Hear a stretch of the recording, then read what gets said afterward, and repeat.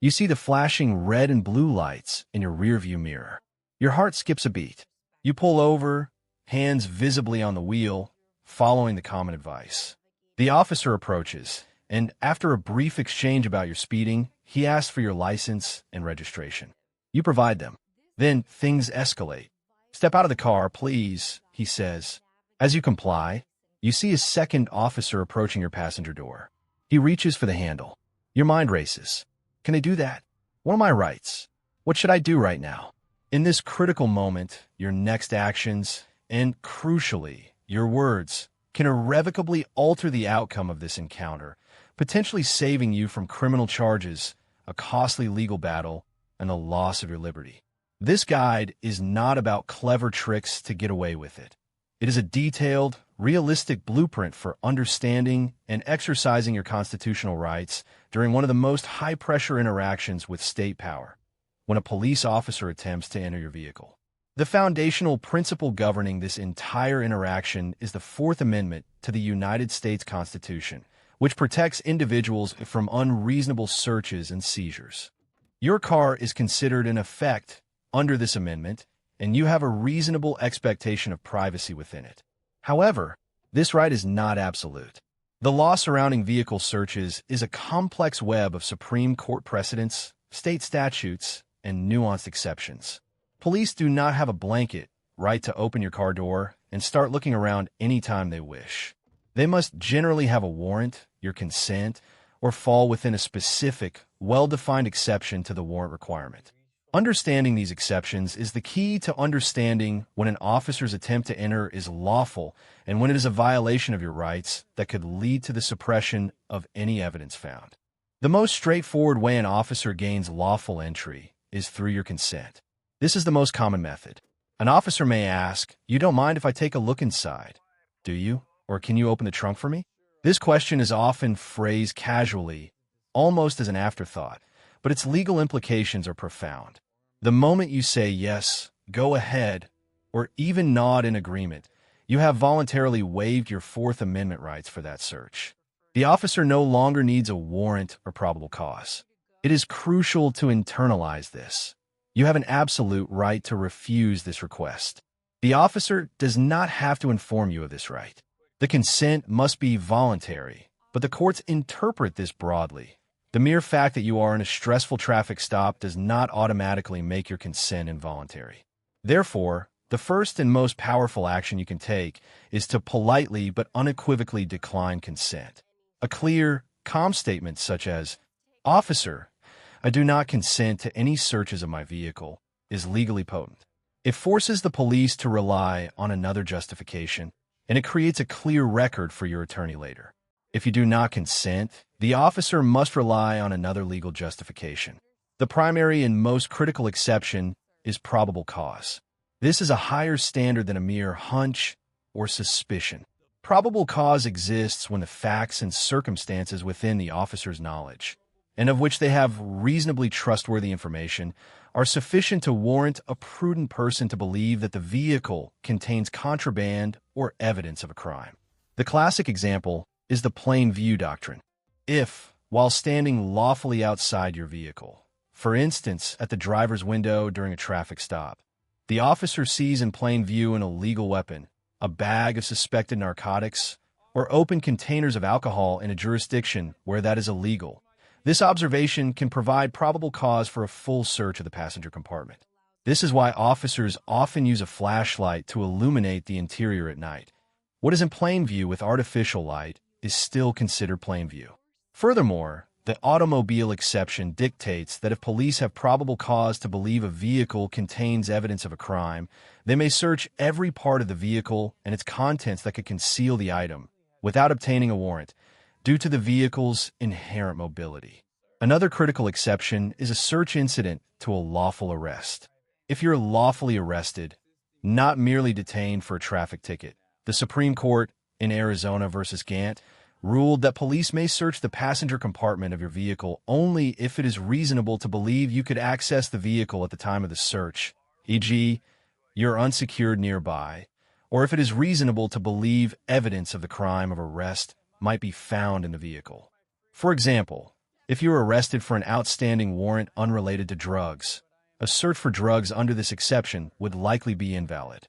However, if you are arrested for driving under the influence, a search for open containers or alcohol bottles might be justified.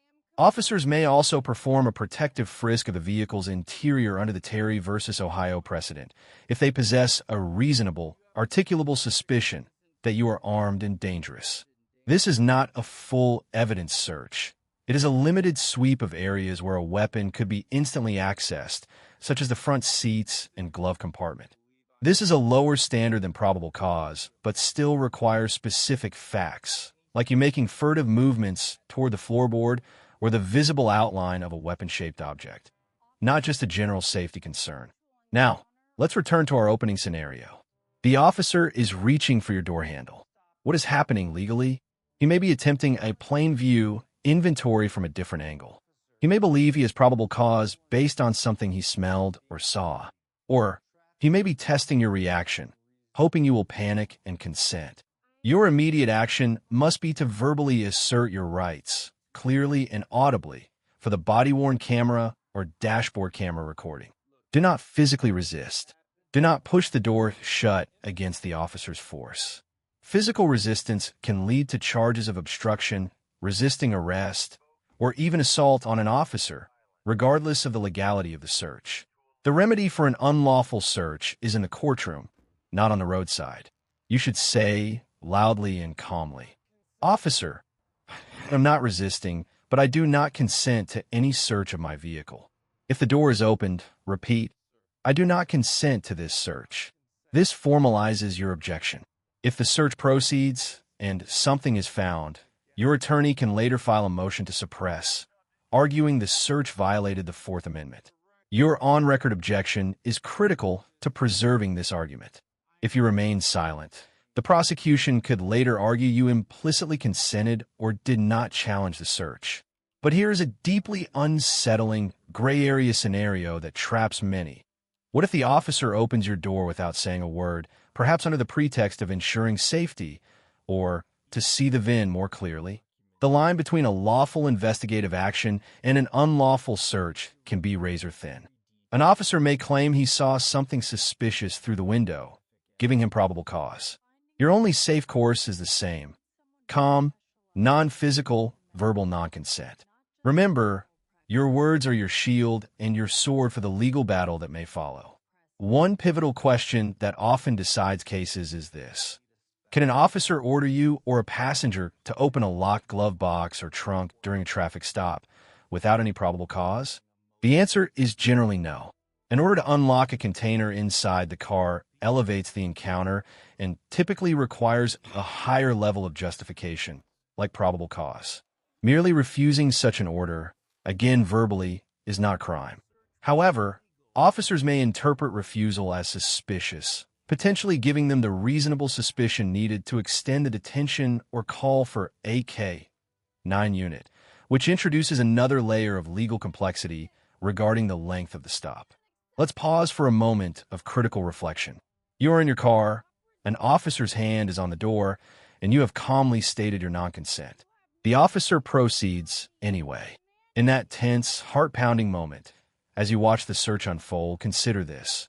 What single, seemingly innocuous item in your car, an item you consider perfectly legal and harmless, could an officer most easily misinterpret or mischaracterize as suspicious to justify expanding their search, and why?